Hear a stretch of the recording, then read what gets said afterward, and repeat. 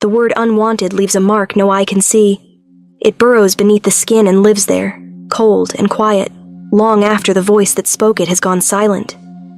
I know this because I have carried that word since the day I was born. It was the first thing whispered over my cradle, and the last thing spat at my back every morning. I rose to face another day in a house that never felt like home.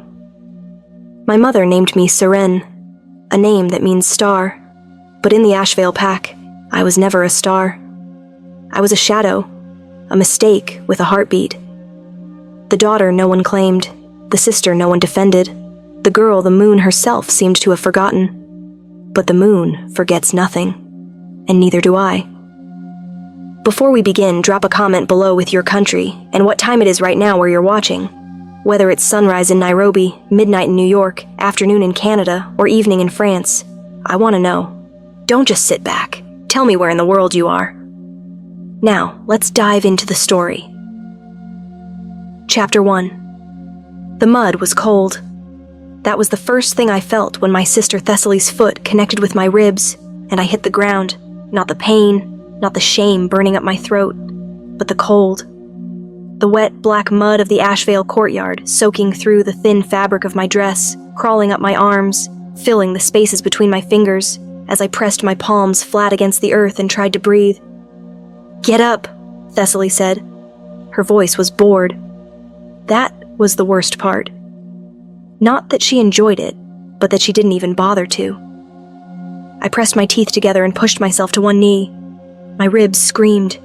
I'd wrapped them the night before with strips torn from an old curtain after the last time, and now I could feel the fabric bunching beneath my dress, doing nothing useful.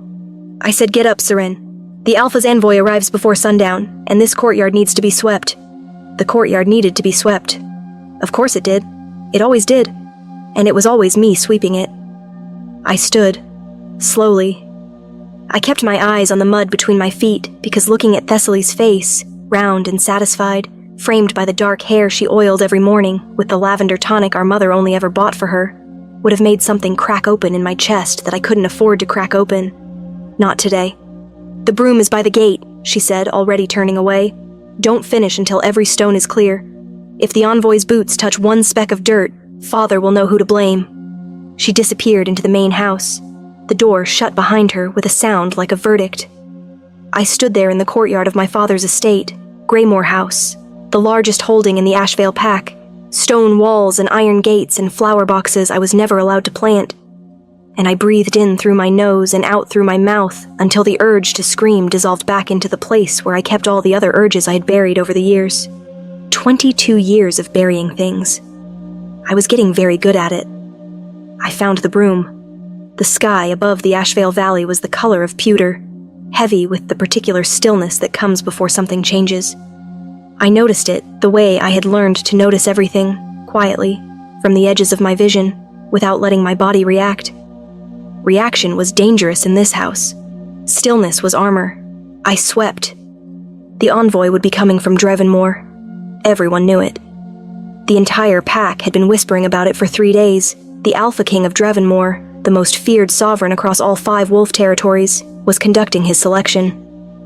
Once every generation, when the Alpha King had no Luna, he sent his envoy to each pack within his domain. He observed. He reported. And then the king himself came. No one believed he would choose from Ashvale. We were a small pack, a border pack.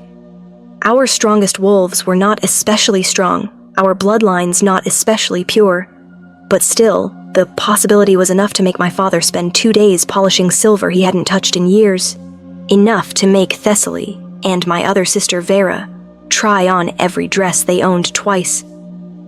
I swept, and I did not think about it, or I tried not to. The gate opened before I expected it. I heard the horses first, 4 of them, heavy-footed and deliberate, the kind of horses that know they carry important men and move accordingly. Then the gate swung inward and I stepped back, pressing myself against the courtyard wall the way I had learned to make myself small in the presence of people who mattered. 3 riders entered. 2 soldiers in black and silver, and between them, a man I did not recognize. He was not the Alpha King. I knew that immediately, not because of his bearing, which was considerable, but because of the way the two soldiers kept their bodies angled slightly toward him, protective rather than subordinate. This was the envoy. Tall, broad-shouldered, dressed in deep charcoal with a wolf head clasp at his collar. His eyes moved across the courtyard with the practiced precision of a man whose entire purpose was observation. His eyes found me. I was still holding the broom, mud on my dress, hair escaping its braid in strings across my face. One hand pressed to my ribs without my realizing it. He looked at me for exactly 3 seconds longer than he looked at anything else in the courtyard. Then my father burst through the main doors with his arms spread wide and his best smile applied like paint across his face, and the moment dissolved. "Lord Cadric, welcome to Greymore House. We are honored, deeply honored. Councillor Wren." The envoy's voice was low, unhurried. He dismounted without looking at my father. "I trust the household is assembled." Of course. My daughters are waiting inside. Thessaly, my eldest, a remarkable girl, extraordinary bloodline on her mother's side, and Vera, who has gifts that I think even the king would find." "All daughters," Cadric said, and this time something in his tone made my father pause. A beat of silence. My father's eyes moved across the courtyard and landed on me. The smile didn't waver, but something behind his eyes did. A flicker of calculation, followed quickly by something colder. "Yes," he said. "All of them." Lord Cadric looked at me again. Not the sweeping glance of a man cataloging a servant. Something more deliberate. His nostrils flared, barely the smallest motion, and his jaw tightened. A wolf scenting. My heart did something I did not give it permission to do. I looked away first. I always looked away first. I pressed my back against the wall, and I stared at the ground, and I told myself it meant nothing. That I was the invisible daughter, the unwanted one, the girl who swept the courtyard while her sisters oiled their hair and waited in their best dresses to be admired. I told myself this very firmly.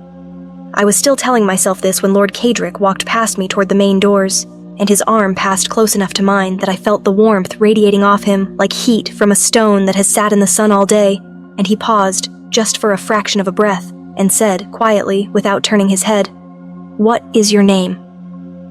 I should not have answered. "Seren," I said. He nodded once, as if I had confirmed something he already knew. Then he followed my father through the doors, and they closed behind him, and I stood in the empty courtyard, with the broom in my hands, and the cold mud drying on my skin, and something trembling in the center of my chest that felt dangerous and new and terrifying. The sky above me had shifted. The pewter had broken. A single thin line of gold was pressing through the clouds on the horizon, the last light of afternoon bleeding through, and it fell across the courtyard stones directly where I was standing. I looked at it. I looked away. I went back to sweeping, but my hands were shaking. Chapter 2. I was not born unwanted. I have to believe that, even now. I have to believe there was a moment, a single, brief, uncomplicated moment, when I came into the world and someone looked at my face and felt something other than disappointment. My mother's name was Lyra. She died when I was 4 years old, which means I remember her mostly in pieces. The smell of pine resin on her hands, the way she hummed without melody while she braided her hair, the specific quality of her silence when she was thinking about something difficult. I remember that she called me Little Star, and that when she said it, it did not feel like a name someone had chosen to be poetic. It felt like she meant it. She died in the winter. Fever, the healers said. Swift and without warning. I remember standing at the edge of her room in the gray morning light, too young to understand the shape of what I was losing, but old enough to feel it. A pulling sensation in my chest, like something being drawn out of me that I would never fully replace. My father, Councillor Aldrich Wren, was a composed man at the best of times. At the worst of times, he was a wall. He did not grieve visibly. He arranged the burial. He managed the condolences. He returned to his duties within the week. He looked at Thessaly and Vera, his daughters by a previous bond, older than me, already formed into the sharp, confident shapes they would carry forever.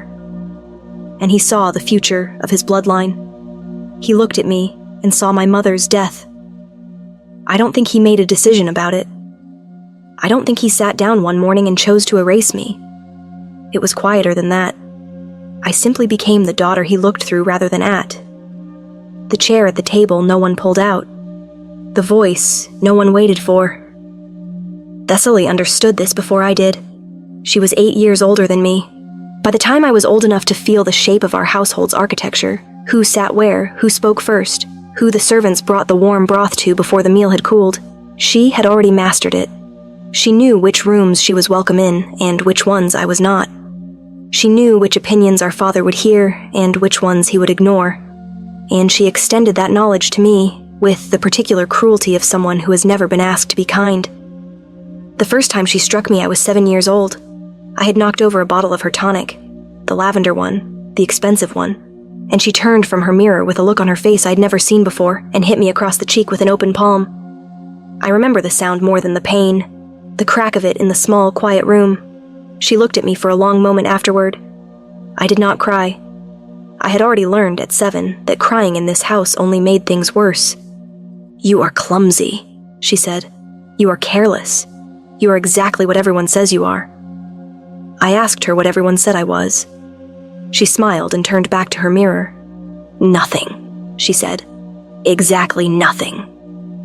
Vera was subtler. 3 years younger than Thessaly, 4 years older than me, she had the kind of beauty that made people look twice and then look away as if they'd been caught. Dark-lashed, deliberate, quiet in a way that felt strategic rather than shy. She never struck me. She was too intelligent for that. She worked with language, small sentences, perfectly placed, that burrowed into you after she had left the room. "Father was asking for you earlier. I told him you'd probably forgotten again. The healer said Seren's constitution is weak. Isn't that a kind way to put it? You do try so hard, don't you? It's almost impressive." Between the two of them, they had constructed a world in which I was perpetually behind, perpetually inadequate, perpetually one mistake away from whatever vague consequence hovered over my head, like a cloud that never rained. And our father? He was the silence that gave it all permission. I learned to survive inside that silence. I learned to wake before everyone else and complete the work before anyone needed to assign it. I learned to read the temperature of a room before I entered it. I learned to eat quickly, speak rarely, and take up as little space as possible. I also learned something else, something I kept so deep inside me that even I barely examined it. I learned to watch. Not the watching of someone afraid. The watching of someone who has been invisible so long she can see everything. I knew when Thessaly was angry before she raised her voice. I knew when my father was troubled before he sent the servants away. I knew which of the pack warriors resented each other, which of the elder women held real influence behind closed doors, which of the household's many small rules were real, and which were theater. I watched. I remembered. I said nothing. It was this skill, more than any other, that would matter later, but I did not know that yet. On the morning Lord Cadrick's horses had appeared on the road above the valley, I had been in the herb garden behind the main house, cutting dried stalks from the lavender beds. My knees were in the dirt. My hands were stained purple-gray. I was alone, as I often was in the early morning, in the brief quiet before the house woke and remembered to be unkind. And I had felt something. Not heard. Felt. A shift in the air above the valley. A pressure that moved against my skin like the moment before a storm, electric and heavy and impossible to name. I had looked up from the lavender and stared north, toward the ridge where the Dravenmoor Road wound down into Ashvale territory, and I had felt my wolf, that deep, animal part of me I had mostly learned to keep quiet, lift her head. She had not done that in years. I pressed her back down. I returned to the lavender. I told myself it was the weather. But she had already scented it, and she would not forget. Chapter 3. Lord Cadrick stayed 3 days. I knew this was unusual. The pack elders spoke about it in the way they spoke about things that made them uneasy, in short sentences, with long pauses between them. Envoys from Dravenmoor did not linger. They came, they observed. They departed. 3 days meant something. No one could agree on what. Inside Greymore House, those 3 days felt like the world holding its breath. Thessaly wore her blue dress all 3 days. Not the same blue dress. She had 3 of them, in slightly different shades, and she cycled through them with the precision of someone running a campaign. She laughed more than usual, louder than usual, in rooms where Lord Cadric might be passing. Vera was quieter, which was always more dangerous. She positioned herself near doorways, found reasons to be wherever he was, asked our father quiet questions in the evening that I was not meant to hear. I swept, I served, I disappeared. Or I tried to. Lord Cadric made it difficult, not openly. He was too disciplined for open interest. But twice on that first evening he appeared in a room I was cleaning and did not leave immediately, the way people always left immediately when they found a servant at work. He stood near the window and looked out at the valley and said nothing, and I cleaned around him in silence, and the silence between us had a texture I could not explain. On the second morning he found me in the kitchen before the household cook arrived. I was grinding the spice mixture for the evening meal, another task that had fallen to me years ago when it became clear I was the only one who remembered that Thessaly's headaches were triggered by too much fennel. I did not hear him come in. When I looked up, he was leaning in the doorway with his arms crossed and his expression unreadable. I set down the grinding stone and stood straighter. "You don't have to stop," he said. "Lord Cadric." I inclined my head. "I wasn't expecting. No one is ever expecting me," he said. "That's useful." He looked around the kitchen. "Do you do all the cooking?" "Not all of it. I handle the preparations. And the courtyard. And the herb garden. And the linens, if the state of your hands is any indication." His eyes moved to my hands and I pressed them against my skirt. "What else?" "I do what needs doing." "That's not an answer." "It's the only answer I have." He was quiet for a moment. Then, "How long?" I knew what he was asking. I didn't pretend otherwise. "Always," I said. He nodded. That same nod, the one in the courtyard, the one that felt like confirmation. He pushed off the doorway, and I thought he was leaving, and something in me reached toward the space he was about to vacate the way you reach toward warmth without meaning to. He didn't leave. "The Alpha King will arrive in 9 days, he said. His voice was level, purely informational. He conducts his own assessment. He does not rely on my reports, though he reads them. A pause. He will see everything I see. I did not know what to say to that. I did not know what it meant, or why he was telling me. So I said nothing, and looked at the grinding stone, and waited. "Your name means star," Cadric said. My head came up. "Yes." "In the old tongue." He held my gaze for exactly long enough to make my breath unsteady. "The Alpha King's sigil is a starfield, 7 stars on black." He straightened. "I find that interesting. You might too." Then he left. I stood in the kitchen with the ground spice drying on my palms and my heart doing something noisy and inconvenient inside my chest, and I thought about 7 stars on a black field, and I thought about the way my wolf had lifted her head before he ever arrived, and I thought about the word interesting and what a man like that would mean by it. I went back to the grinding, but something had shifted. That afternoon, Thessaly found me in the linen corridor, and I knew immediately, from the particular set of her shoulders, that something had occurred to her that she didn't like. She stopped in front of me. Her blue dress was the medium shade today. Her eyes moved over my face with that assessing quality she had never bothered to hide. "Lord Cadric asked Father about you this morning," she said. I kept my expression still. I wouldn't know about that. "He asked who managed the household preparations." Her voice was careful in a way that meant it was dangerous. "Father told him it was Vera." Something cold moved through me, but I was not surprised. I was never surprised. "Of course he did," I said. Thessaly's chin lifted. "You're going to stay out of sight for the next 7 days. When the king arrives, you will be in the lower hall with the servants, and you will not speak to anyone unless spoken to. Are we clear?" "Your father's estate," I said. "Your rules." "Our father," she said, and then smiled in a way that showed her teeth without being warm. "Although, given your history, I understand the confusion." She walked past me. Her shoulder caught mine, not an accident. and I pressed myself against the wall and let her pass, and I waited until her footsteps had faded before I let myself exhale. 9 days. The Alpha King was coming in 9 days. I went back to the linens. I folded. I stacked. I pressed my hands flat against the cool cotton and breathed in and out until the thing in my chest settled. But my wolf was pacing, and this time, I let her. Chapter 4. On the third night, I found the letter. I was not looking for it. I was not in the habit of looking for things that were not mine. Whatever survival instincts I had developed over 22 years in Greymore House, spite and scheming were not among them. They cost too much energy, and I had learned long ago to spend only what I could afford.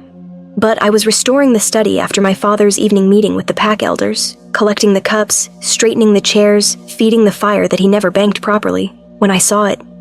Not hidden, not sealed, lying open on the side table near the window, left there either by accident or by a man so certain of his household's hierarchy that it never occurred to him his invisible daughter might be the one to tidy his rooms.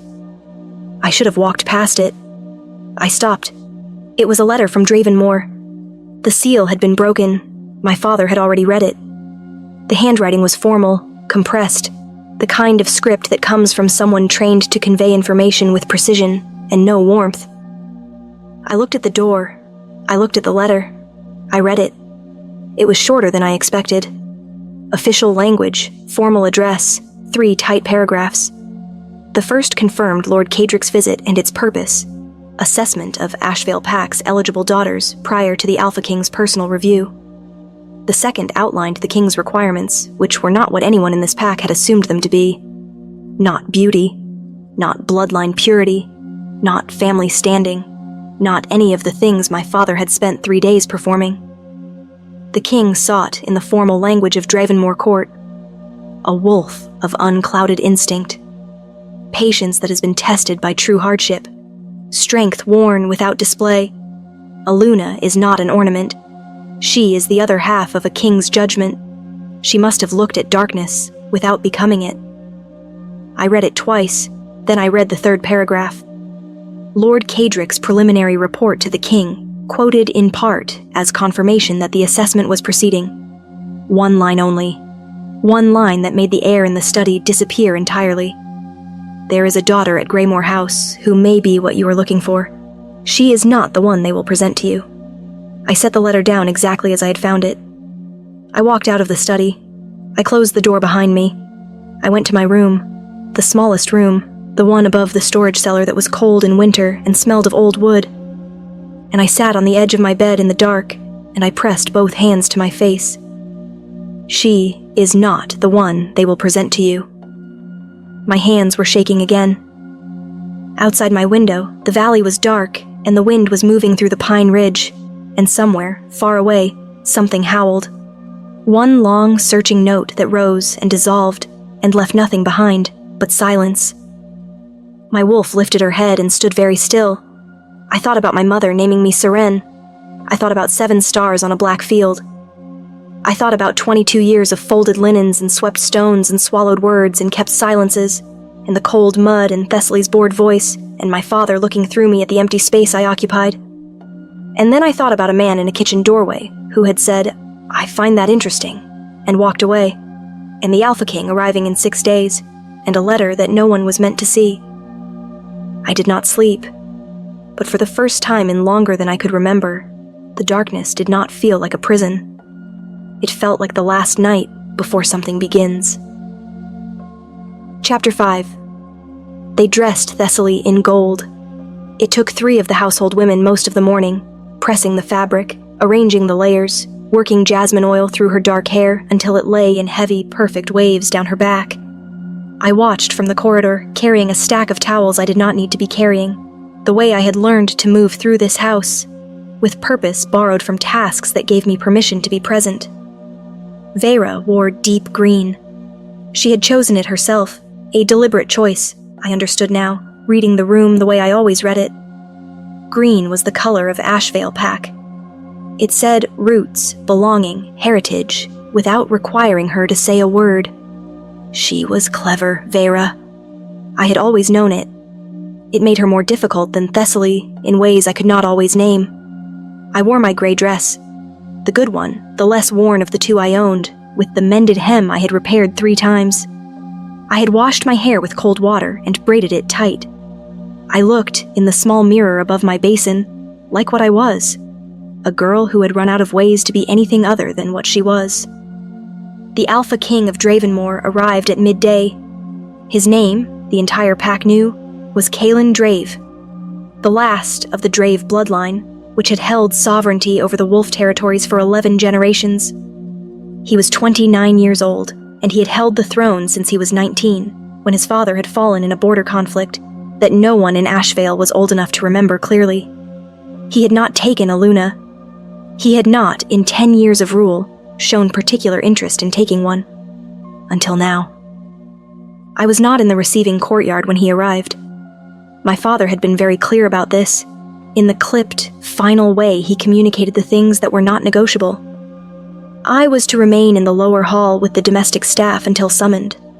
I was not to present myself, not to introduce myself, not to enter any room where the king was unless asked directly by Lord Cadric or the king himself.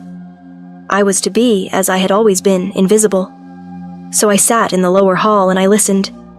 I heard the horses, more than 4 this time, many more.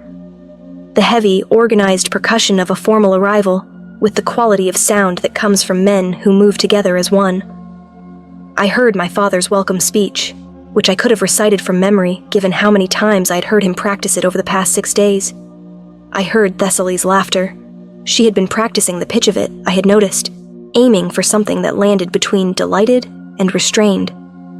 I heard a voice I did not recognize. Low. Not loud, it didn't need to be. A voice that had learned, presumably, that volume was for people who were uncertain whether they would be heard.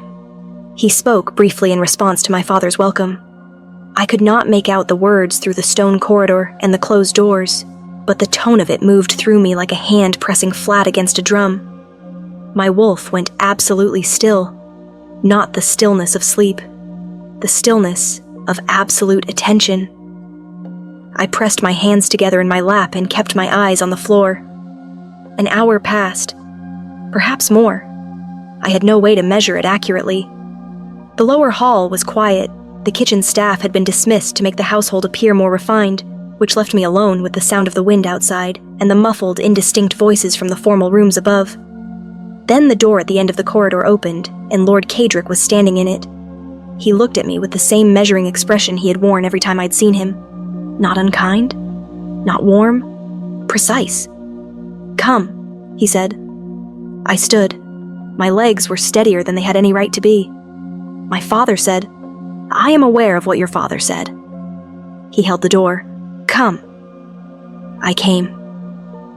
He walked me not to the formal receiving room, where I could hear voices, where my sisters would be arranged in their gold and green like a painting composed for impact, but to the library. The old one at the back of the house, that no one used because no one in this household read for pleasure, and the fire there was never lit in advance. It was lit now. The man standing near the window, with his back partially to the door, was not what I had expected. I didn't know what I had expected. Something more theatrical, perhaps. A king, after all. Some visible performance of power. There was none of that. He was simply present in the way that very few people are present, with a completeness that made the room feel occupied in a different way than before he had entered it. He turned when we came in. Dark hair, slightly overlong. A jaw that looked like it had been cut from the same stone as Greymoor's walls. Eyes the color of deep water, gray-green or green-gray, changing with the light. A scar along the left side of his neck that disappeared beneath his collar. He was dressed in black, simply, without ornamentation, except for the wolf head clasp, the same as Cadric's, and the sigil on his chest. 7 stars on a black field. I stopped breathing. His eyes found me, and they did not move the way Cadric's had, in that deliberate, analytical sweep. They simply landed on me and stayed, and the quality of his stillness changed in a way I felt in my sternum before I understood it in my mind. "Leave us," he said to Cadric. Cadric left without a word and closed the door, and I was alone in the firelit library with the Alpha King of Dravenmore, and my heart was doing something that had no name in any language I knew. He looked at me for a long time without speaking. "You're the one they hid," he said finally. Not a question. "I am the one who was told to wait in the lower hall," I said. Something moved at the corner of his mouth. Not a smile. The memory of one, maybe. That's a more careful answer. "I've learned to be careful." He moved away from the window, and I made myself stay still, every instinct screaming to step back, not from fear exactly, but from the overwhelming proximity of something that felt like standing at the edge of something enormous and looking down. He stopped a few feet from me and looked at my face with the focused attention of a man who was in the habit of seeing things others missed. "Seren," he said. My name in his voice was an entirely different object than it had ever been before. "What do you want?" No one had ever asked me that. In 22 years, no one had ever once asked me that question. My throat tightened. I pressed my nails into my palm to keep my composure, and I thought very carefully before I answered. "I want to stop being invisible," I said. The something at the corner of his mouth resolved, finally, into what it had always been. "Then stop," he said. Chapter 6. His name, he told me without ceremony, was Kalen. Not His Majesty or my king, just Kalen, offered plainly across the library with the fire between us, as if he had decided something quickly, and was not in the habit of revisiting his decisions. I did not know what to do with that. I did not know what to do with any of the preceding 10 minutes, truthfully. I had walked into a room expecting, I don't know what. Inspection. Dismissal. The particular flavor of invisibility that came with being seen by someone who nonetheless did not notice you. Instead, I was standing in my gray dress with my mended hem in front of the most powerful alpha in 5 territories, and he had asked me what I wanted. As if it mattered. As if I were a person whose wants had ever been relevant to anyone. I was still not certain this was real. "The formal presentation is still scheduled," Kalen said. He had moved to the chair nearest the fire, not the large one, the smaller one, which I found peculiar, and he sat with his elbows on his knees and looked at me without pretense. "Kedrick will bring me to the receiving room shortly. Your sisters will be presented. Your father will give his speech." "I know," I said. "You won't be included." "I know that too." His eyes moved across my face, steady and unhurried. "Does that bother you?" I thought about lying. Old habit. Lying, or rather, the specific non-speaking that passes for lying when you have learned that truth is expensive, had been my primary form of self-protection for most of my life. But I was tired. "Yes," I said. "Good." He said it simply, as if my answer had passed a test I hadn't known I was taking. "Then remember how it feels." I wanted to ask him what that meant. Before I could form the question, the library door opened and my father stepped through it, and the expression on his face when he saw me, the flash of something sharp and quickly controlled, the recalibration behind his eyes, told me everything I needed to know about how much my presence in this room had not been part of his plan. "Your Majesty." He recovered smoothly, quickly. He was good at recovery. "I see you've encountered my daughter, Seren." "I sought her out," Kalen said. His tone had not changed. It remained level and quiet, and perhaps that was why my father's composure flickered a second time, because men like my father were accustomed to reading hostility through volume, and this offered him nothing to read. "Of course," my father's smile, the careful one. She handles many of the household preparations. A capable girl. We have kept her from the formal events only to allow her to... Counselor. One word.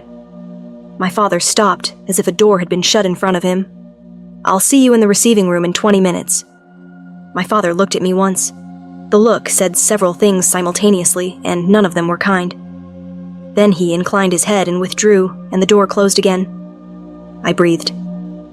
"He will make things difficult for you tonight," Kalen said. He was still looking at the fire. "After I leave." "He's been making things difficult for 22 years, I said. "I have a system." Something shifted in his expression. "Tell me about the system." So I did, which I also had not expected. I told him about waking early, about reading the room before entering it, about the particular survival economics of a household that had decided to erase you. I told him in the flat, precise way I had learned to relay information, without self-pity, without drama, because self-pity had never once improved my situation, and I had stopped indulging it somewhere around age 12. He listened. Completely. Without interrupting, without performing sympathy, without the uncomfortable shuffle reaction that my situation sometimes provoked in people who had the luxury of being troubled by it. When I finished, he was quiet for a moment. Then, "Kedrick's report described a wolf of unclouded instinct," he said. "I don't give him assessments like that often. He has high standards for them." He paused. "He's met 3 in his career." I didn't know what to say. "The presentation will proceed as your father intends," Kaylin continued. "Your sisters will be presented. I will observe. I will be polite." He stood, which put him at a height that was simply considerable and couldn't be helped. "And then I will tell your father that I require one additional interview, tonight, before I leave tomorrow morning." My breath caught. "My father will not allow—" "Your father," Kaylin said quietly, "will not be given a choice." He looked at me once more, and the quality of it was the same as before. That completeness, that sense of being genuinely seen by something that did not look away. Wear something that isn't gray, if you have it. He walked to the door. "I don't," I said to his back. He paused with his hand on the frame. "Then wear the gray," he said. "It suits you better than the gold would suit your sister." He left. I stood in the library with the fire burning down and the sound of formal activity beginning to stir in the upper rooms, and I thought about the word unclouded and what it would mean to have someone use it about you, and I pressed both hands over my mouth and breathed very carefully through my nose. 3 hours later, I heard what happened in the receiving room. I heard it from the kitchen, where I was pretending to work, through the voices of 2 household staff who didn't know I was near enough to listen. Thessaly had been brilliant, apparently. Poised and charming and everything she had been building herself toward for 3 days. Vera had been subtle and impressive. My father had given his speech exactly as practiced, and the Alpha King had sat through all of it with a polite, distant expression and asked precisely 0 questions about either of them. The household was unsettled. The staff could feel it. The presentation had gone perfectly, and it had also somehow gone wrong, and no one could articulate why. I could. He had already made up his mind before he walked into that room, and that terrified me more than anything Thessaly had ever done. Chapter 7. The night meeting was set for the hour after the household retired. My father told me himself, which I had not expected.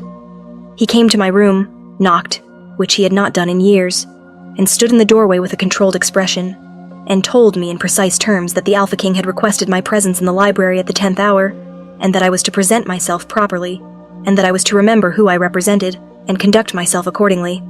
He said nothing cruel. That was what frightened me. Cruelty was legible. This controlled, strategic deployment of me as an asset he had always possessed but never bothered to value, was something else entirely. I was suddenly useful to Aldrich Wren in a way I had never been before, and he was adapting to it the way a merchant adapts to a change in trade routes, without sentiment, without acknowledgement of the detour, as if the new path had always been the plan. I looked at him in the doorway, and I thought about 22 years, and I said, "I understand." And he left. Thessaly found me an hour later. She didn't knock. She stood in my doorway in the way that she had always stood in my doorway, as if the room were inconvenient, as if my being in it were a temporary misunderstanding she intended to correct. But her jaw was tight, and her eyes were carrying something I had rarely seen in them. Fear. Not of me. Not yet. Of the thing I represented now. The possibility she hadn't planned for. The variable she had spent her whole life making certain would never be relevant. "What did you say to him?" she asked. "When?" "Don't." Her voice dropped into a register she only used when she was choosing her words for the maximum damage. "Don't do that. Don't be clever with me. You were alone with him in the library, and now he's requesting a private meeting with you tonight, and Father is speaking to you like you're worth something. So I am asking you, what did you say?" I looked at her for a long moment. I thought about everything I could say. I thought about how much it would cost me, and how much I'd already paid, and what I was and wasn't willing to spend. "I told him the truth," I said. Her eyes narrowed. "About what?" "About what it's like to live here." The silence between us was a living thing.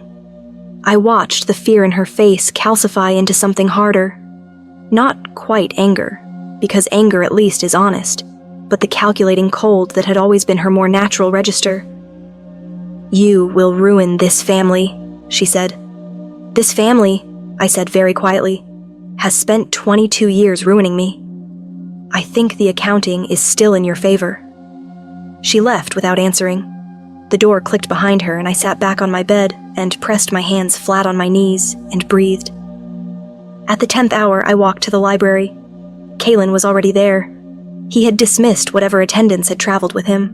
The room was empty except for him and the fire and 2 cups on the table near the hearth that I had not put there. Someone had brought tea, real tea, the good kind, not the dried grass blend I made for myself most mornings. He gestured to the chair across from his, and I sat. We were quiet for a moment, not uncomfortably. I had always been at ease in silence. It was the only space in this house that had never been weaponized against me. "Kedrick told me you noticed the sigil," he said. "He told me about it," I said. 7 stars. Your house. The old name for it is the Seren Field." He watched me. "The Star Field. I didn't know that until I was 15, and an archivist mentioned it in passing." He paused. "I found it interesting." There was that word again. Interesting. But in his voice, it was not a deflection. It was a door. "What does Aluna do?" I asked. The question came out before I had fully decided to ask it. He looked at me steadily. "What do you think she does?" "I think most people believe she is ornamental, a symbol of the king's stability, a political arrangement. Most people would be wrong." "Then what?" He leaned forward, his elbows on his knees, his eyes on mine, and between us the fire and the tea and the accumulated weight of a conversation that felt like it had been building toward something long before either of us arrived at it. "Aluna carries the part of judgment that power blinds you to," he said. "I have been Alpha King for 10 years. I have made decisions that shaped territories. I have also made decisions shaped by what power does to perception. It narrows it, over time.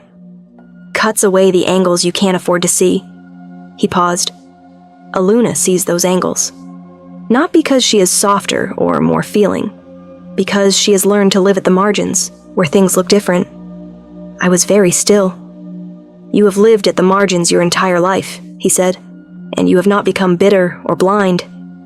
That is rare." Something in his jaw, not quite emotion, not suppressed, something maintained. My mother was Luna for 11 years before she died. My father spent the last 3 of them making decisions she could no longer correct. The border conflict that killed him was one of them. I understood then what this was. Not a recitation, not charm or strategy. A man telling the truth because he had decided, quickly, and with apparently no intention of revisiting the decision, that I was someone worth telling it to. "I'm not sure I know how to be a Luna," I said. "You don't need to know yet." He held my gaze. "You need to be willing." Outside the window, the wind had picked up, moving through the pine ridge with a sound like something breathing. The fire shifted. The shadows in the library moved and settled. My wolf had not been still since this morning. She was pacing, a slow and steady circuit behind my ribs, and every time I looked at this man, she pressed toward him the way a compass presses north. Not frantic, not desperate. Certain. I had been taught my entire life that I was nothing. I had believed it, mostly. In the quiet, dark hours, I had believed it so thoroughly, I had forgotten there was ever anything else to believe. But something in me had kept the other thing alive, the small, stubborn, unreasonable conviction that the word unwanted was someone else's failure, not mine. That the silence of this house was not my shape. That I was waiting for something, without knowing how to name it. "I'm willing," I said. He nodded. The same nod. And this time I understood it. It was not confirmation. It was recognition. As if he had known this before I said it, and the saying was simply the thing required to make it real between us. "There will be difficulty," he said. "Your family will not accept this quietly. My court will question a Luna from a border pack with no demonstrated bloodline power. I have lived inside difficulty my entire life, I said. I know the geography. Something in his expression broke open, just briefly, just at the edges, into something warm and real and entirely human. It was gone quickly, back into the controlled, considered stillness he wore like armor. But I had seen it, and my wolf pressed forward and breathed deep and settled finally into something that was not pacing. Home. She pressed toward him like he was home. Chapter 8. He left the next morning before sunrise. I stood at my window above the storage cellar and watched the torches of his party move down the valley road toward the Dravenmoor Pass, and I held the feeling in my chest very carefully. The way you hold something fragile that you are not sure you were meant to have. He had told me, before we parted in the library, 7 days. He would send word within 7 days with the formal declaration. I was to say nothing to my family. Not because secrecy was required, his decision needed no protection, but because the 7 days were mine, a space between what had been and what would come. He had given it to me deliberately. Use the time to remember what you're leaving, he had said. Not with grief, just clearly. I tried to do that. The days were strange. On the surface, nothing had changed. I still rose early, still worked, still navigated the house's architecture of small cruelties. But underneath, something had reorganized. Some load-bearing weight had shifted. Thessaly watched me. She was careful about it, she always was. But I felt her attention following me through the rooms, the way you feel a change in weather before the sky confirms it. She said nothing directly. She did not have enough information to attack, and Thessaly did not attack without full intelligence. It was one of the things that made her more formidable than Vera, who was willing to strike blind. Vera, for her part, had gone quiet in a way that felt like strategy. She spoke less at mealtimes, watched the door when letters arrived, found reasons to be near my father's study in the evenings. My father was performing normalcy so precisely that it had become its own kind of tell. He asked me once, with studied casualness, whether the Alpha King had said anything of particular note during our meeting. I told him we had spoken about the household and the pack. It was not entirely untrue. He did not ask again. On the 4th day the letter came. Not to me. To my father. The Dravenmoor seal. I recognized it from the letter I'd not been meant to read. And my father's expression when he broke it was the most honest thing I had seen on his face in years. Something moved through it that I could not fully read. Surprise, yes. But under that, something older and more complicated. The particular expression of a man confronting the cost of an accounting he thought he had avoided. He called me to his study that evening. I stood in front of his desk. He stood behind it. There was a lamp between us and the letter was folded in his hand, and he looked at me for a long moment in silence. The Alpha King of Dravenmoor, he said, has formally declared his intention to take a Luna from this house. He paused. His choice is you. I waited. I want to understand, he said, and his voice had a quality I'd not heard in it before. Something tentative, undefended. The voice of a man who has just discovered that the map he was using was wrong. When this happened, how this happened. He asked me what I wanted, I said. I told him. My father looked at me. That's all? That's all? He set the letter on his desk. He pressed one hand flat against it, as if weighing it. Seren. My name in his voice, my actual name, not girl or you or the implication of my presence, landed strangely after so many years. I want you to know, Father, I said very gently, I don't need you to say it. He stopped. I don't need the explanation or the apology or the acknowledgement. Whatever you have decided to feel about this, I want you to keep it. I've spent 22 years waiting for something from you that I understand now you are never going to give me, and I have made my peace with that. I paused. I am going to Dravenmoor. I am going to be Luna. And I would like, if possible, to go without the weight of this house following me. He was silent for a long time. Your mother, he said finally, very quietly, would have found this. Don't. My voice came out harder than I intended, softer than I felt. Don't use her for this. Not now. He nodded. A tired nod, nothing like Kalen's. The nod of a man who has run out of road. I left his study and walked back down the corridor to my room, and I sat on my bed, and I did not cry. I had cried very little in my life, understanding early that tears in this house were received as weakness or theater, and served neither response. I had learned to process grief in the flat, quiet way of someone who cannot afford its full expression. But I sat there a long time in the dark. I thought about my mother. I thought about pine resin, and wordless humming, and little star spoken in a voice I could barely reconstruct now. I thought about what she would have wanted from me, and whether she had somehow, in whatever form the dead take after leaving, been part of the slow, impossible machinery that had brought a king's envoy to a courtyard where a girl in a gray dress was sweeping stones. I pressed my hands over my eyes. Then I heard it, not in the house. From below the window. A sound from the direction of the herb garden. A branch. Then a voice, deliberately low. Two voices. Thessaly and someone I recognized after a moment. Devon, the eldest son of an Ashvale elder, who had been pursuing Thessaly's favor for 2 years with the particular persistence of a man who confuses strategy with romance. I did not move to the window. I listened from the bed, very still. "It cannot stand," Thessaly was saying. Her voice had shed all its social polish.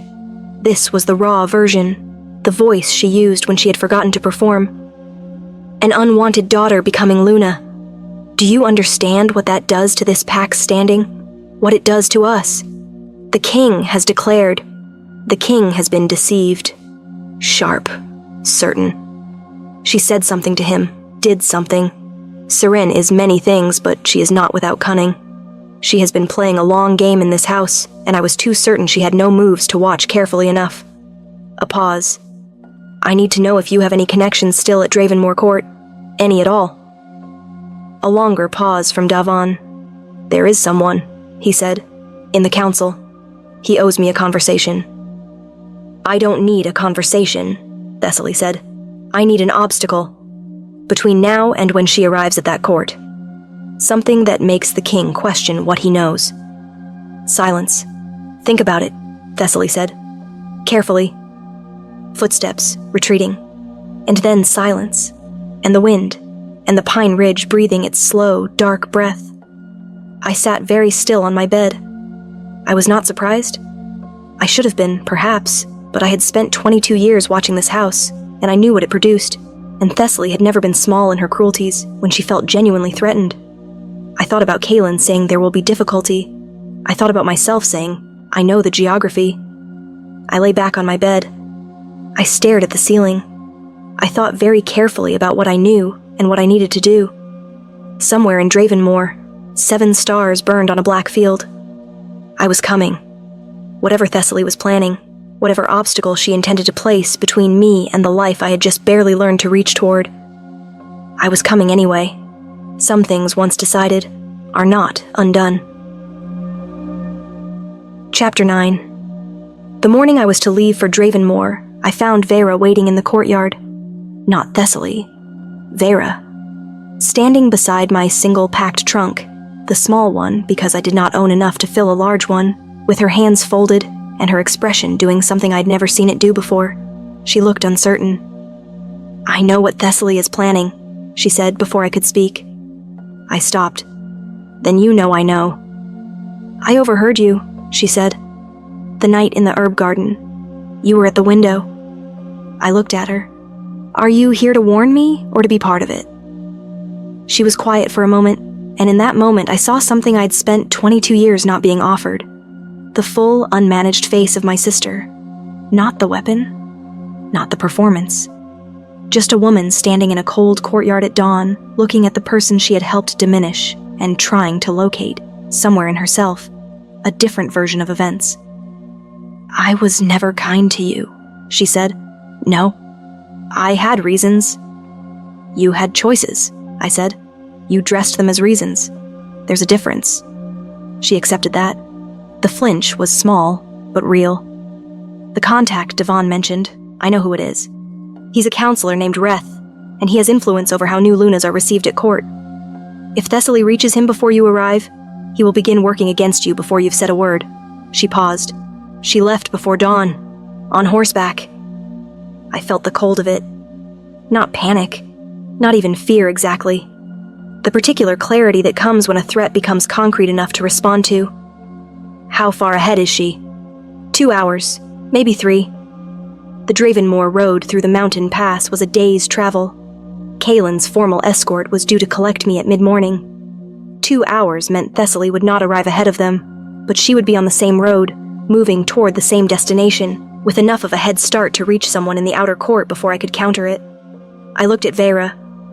"Why are you telling me this?" She was quiet for a long time. The sky above the valley was the pale gray gold of very early morning, and in it, the last few stars were burning themselves out.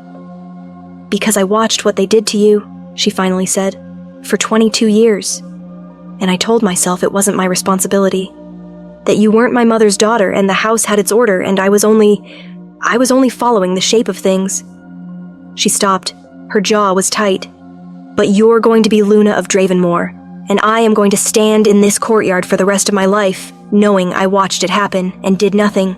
Or I'm going to stand here and do something once, when it costs me something, and at least carry that." I looked at her for a long moment. I thought about the ways it was too late for this. I thought about 7-year-old Seren listening to you or exactly nothing, and 4-year-old Seren losing her mother, and 12-year-old Seren learning to stop crying because no one came.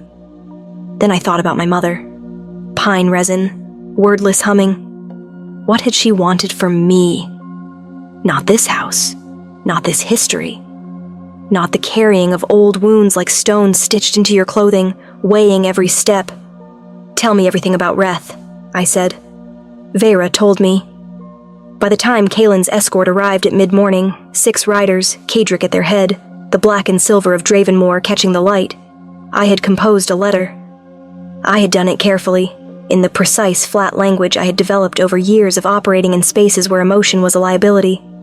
I addressed it to Lord Kadric, and I gave it to him before we had left the courtyard, and I watched him read it and watched his expression do the same thing my father's had done, the flicker of recalibration. And then he folded it and put it in his coat and said very quietly, "We'll handle it." We rode. The pass road wound through pine forest and granite shelves, and the morning air was cold and sharp and tasted of altitude and distance. I rode between 2 of the escort riders, my trunk tied behind, my gray cloak drawn against the wind. Somewhere ahead of me, Thessaly was riding toward the life she had always thought was owed to her. The life of the girl who matters, who is seen, who wins. I let her ride. I thought about the letter I had written and what Kadric would do with it. I thought about the council member Reth and whether forewarning was enough. I thought about arriving in a court that did not know me, that would look at a girl from a border pack in a gray dress and mended hem and compose its opinion in the first 10 seconds. I thought about Kaylin saying you need to be willing. I was willing. The pass opened into the Dravenmoor Valley in late afternoon, and what spread below us was nothing like Ashvale. Where Ashvale was modest, stone farmhouses and pack halls, everything built low against the weather, Dravenmoor was vast. A fortress city seated against a mountain range that turned the light dark and golden at the same time, the stone walls the color of old charcoal, the spires high and clean above them. Everything about it said old and permanent and real in the way that places are real when they have been inhabited by purpose for a very long time.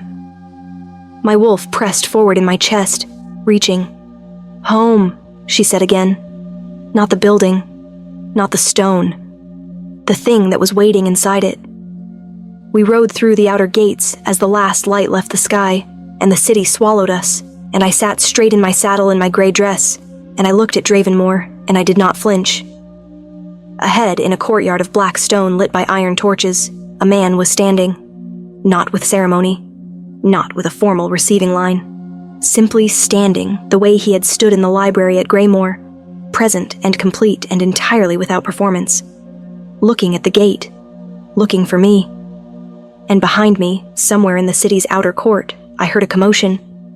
Voices raised, a woman's voice high with protest, and I recognized it, and I let it be what it was, and I looked at Kaylin instead. He looked at me, and his face, finally, fully, without restraint. The warmth I had seen break through only briefly in the library, that human, unguarded thing he kept so carefully contained, broke open and stayed. I dismounted. I walked toward him across the black stone courtyard, and the torches burned, and the mountain wind moved through the high walls, and somewhere above us, invisible in the night sky, 7 stars were burning. He met me halfway. Chapter 10. They brought Thessaly to us within the hour. I had not asked for it. Kedrick had moved quickly and efficiently on the information I had given him, and the Dravenmore court, whatever else it was a place where things were handled with precision. Counselor Reth had been intercepted before Thessaly reached him. She had been stopped at the inner court gate, her letter of introduction, forged with our father's seal, which she had taken without permission, confiscated. 2 of Kaelin's personal guard had escorted her to the receiving hall, and she stood now in the center of it under the iron chandelier in her blue dress, still travel-dusty, with her composure assembled around her like a wall that was beginning, at the seams, to show its age. She looked at me, standing beside Kaelin, and her expression did something I had never seen it do. It lost its architecture. Not crumbling into tears, Thessaly had more control than that. But the careful structure of superiority and management that had defined her face in every interaction I could remember simply fell away. And underneath it she looked like what she actually was, a woman who had bet everything on a single certainty and found the certainty emptied. Kaelin had not asked me how I wanted this handled. He asked me now, quietly, close enough that only I could hear. "What do you want to do?" I looked at my sister. I thought about the courtyard and the mud and the bored voice. I thought about you are exactly nothing, and the lavender tonic and the mended hem and 22 years of being erased. I also thought about Vera in the Dawn courtyard, about cost and what you carry. "I want her to go home," I said. "That's all. No punishment, no ruin. Just home." He looked at me for a moment. "Are you certain?" "I'm not doing this for her," I said. "I'm doing it for the version of me that doesn't want to spend the rest of her life carrying this. I've carried enough." He nodded, turned to Kedrick. "One word. Escort." Thessaly was escorted out. As she passed me, she stopped. The guards allowed her a moment, which felt like grace she didn't know she was receiving. And she looked at me with something I could not fully name, not quite regret, not quite recognition. Something between them, half-formed, that I suspected she would spend a long time resolving. "Siren," she said. I waited. She opened her mouth, closed it, looked at me once more, and then the architecture came back. Not the cruelty, not the sharpness, just the control. And she let herself be escorted through the door. The hall was quiet after she left. "You're going to grieve that," Kaelin said. Not gently, honestly. I know. Not her specifically. The family you deserved and didn't have. I pressed my lips together. "I know," I said again. He did not offer comfort. I was grateful for that. He offered presence. That complete, absolute presence that had been the first thing I noticed about him in the Ashvale library, and for now that was exactly right. The formal ceremony was 3 days later. I will not pretend I was ready. Nothing in my life had been a preparation for standing in the Dravenmore throne hall, all black stone and high ceilings, and the wolf head sigils carved into every surface. The 7-star field above the throne, lit with actual candles that had clearly never been allowed to go dark. Wearing a dress the color of deep water that someone had left outside my chamber door without a note, in front of 200 assembled pack members and dignitaries who had all formed their first impression of me and were now revising it with expressions that ranged from curious to skeptical to, in 1 or 2 cases, something that might eventually become respect. Kaelin stood at the front of the hall. He watched me walk the length of it with that same steady, unhurried attention, and I felt my wolf moving in step with me, not pacing now, not reaching, but simply present, walking beside me the way she had always walked, quiet and sure in a house that had given her no reason to be, and I carried her with me down that long black stone floor. When I reached him, he held out his hand. I had held many things in my life, broom handles and grinding stones and strips of curtain, and the cold edges of tasks that were never mine by choice, but always mine by default. I had held grief and humiliation, and the specific ache of being invisible so long that you begin to wonder, if invisible is simply what you are. I took his hand. His fingers closed around mine, and something in my chest, that tectonic thing, that deep planetary shift that had been building since a courtyard, and a question, and the warmth of a stone that had been in the sun, finally, fully settled. The ceremony was brief. The binding words were old. Older than Dravenmore, older than the Drave bloodline, in a language that felt like it had been set down when wolves were still more wolf than anything else. Kaelin spoke them first, then my turn, and I felt the moment they left my mouth that they were true, in a way that had nothing to do with ceremony, that they were simply the spoken version of something that had already happened in a Greymore library when I said I want to stop being invisible, and a king said then stop. The hall was quiet, then not quiet. I looked at the faces, hundreds of them, the entirety of Dravenmore Court, and I thought about a girl who swept courtyards and slept above a storage cellar and folded other people's linens in the cold and believed most mornings that this was the full extent of what she was. And I thought about my mother, Lyra, pine resin and wordless humming, and little star in a voice I could barely remember anymore. You named me for something bright, I thought. I think you knew. Kaelin leaned close and said very quietly, against my hair, "They're waiting for you to look like a Luna." What does a Luna look like? Like someone who has survived harder things than this, and knows it. I looked up at 200 faces. I let them see me. Not the gray dress or the mended hem, or the girl in the mud in the courtyard. Not the invisible daughter or the unwanted one, or any of the shapes that House had tried to fit me into. Just Seren. Just this. The girl who watched and remembered, and held herself together for 22 years in the dark, and came out of it, somehow, improbably, against every reasonable expectation, with herself intact. There was a sound in the hall. Not applause. Dravenmore Court was too composed for that immediately, too careful. But something shifted in the room. Some collective breath released, and one of the elders near the front, an old woman with silver in her hair and a face that had seen a great deal, inclined her head to me. Then another. Then, one by one, the hall followed. Outside the high windows of the throne hall, the night sky was open and cold, and perfectly clear. I could see the stars through the glass, distant and innumerable, and burning with the patient, ancient certainty of things that know they will outlast whatever tries to diminish them. 7 of them, directly overhead. Exactly 7. I pressed my hand over the place in my chest where my wolf had finally, completely stilled. Not silenced, never silenced, but settled. At rest. Home in the way that has nothing to do with buildings. The moon forgets nothing, I had said in the beginning, and here was the proof of it. Every year I had spent invisible. Every morning I had risen to sweep a courtyard no one thanked me for. Every scar I had carried without letting it make me smaller than it found me. Every single act of survival that no one had witnessed, and no one had valued, and no one had ever called by its real name. The moon had been counting. And tonight, in a hall of black stone lit by candles that never went dark, she had paid out every last star. En dien eid die Harry hast